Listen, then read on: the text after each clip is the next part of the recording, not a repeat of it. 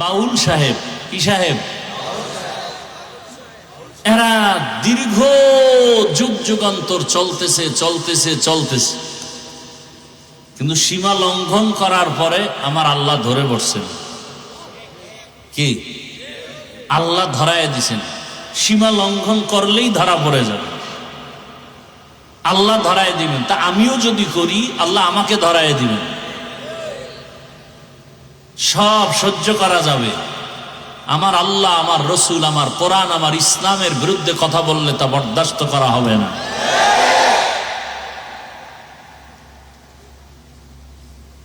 আমরা ক্ষমতা চাই না, এই যে চেয়ার পাইছি না, এই চেয়ারের মূল্য কি কম নেই। এমপি সাহেবের চেয়ার আজ আছে কাল থাকবে না, আর আমাদের এই চেয়ারের কোনো মেয়াদি নেই। আমি এখানে যাব কেন? একটাই কারণ, আজকে যে যা ক্ষমতায় গিয়া তারা ইসলামের বিরুদ্ধে কিছু না করুক, দেশ ঠান্ডা।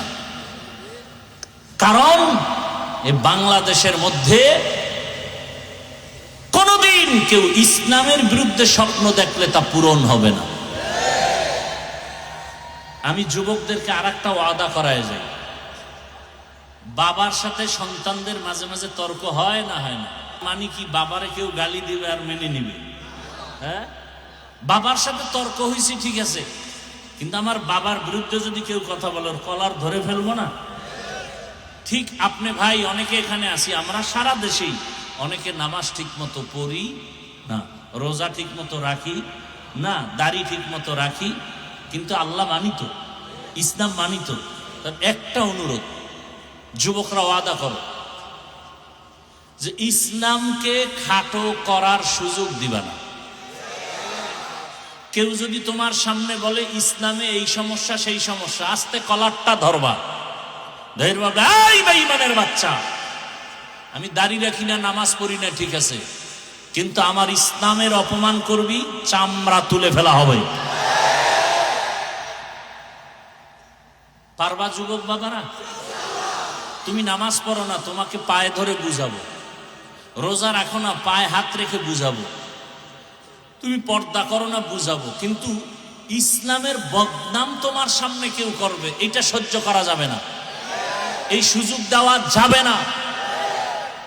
যে বদনাম করবে তার সাথে আমরা নাই, সোজা কথা। যারা আল্লাহর রসুলের ইসলামের বদনাম করবে এদের সাথে আমরা নাই। আমরা কালেমার পতাকার একসাথ হয়ে মুসলমান, পরিচয় আমাদের মুসলমান, কালেমার ব্যানারে আমরা এক, কালেমার ব্যানারে আমরা এক। আমার কথার মধ্যে কোনো ঝামেলা থাকলে বলো, আমি তওবা করি।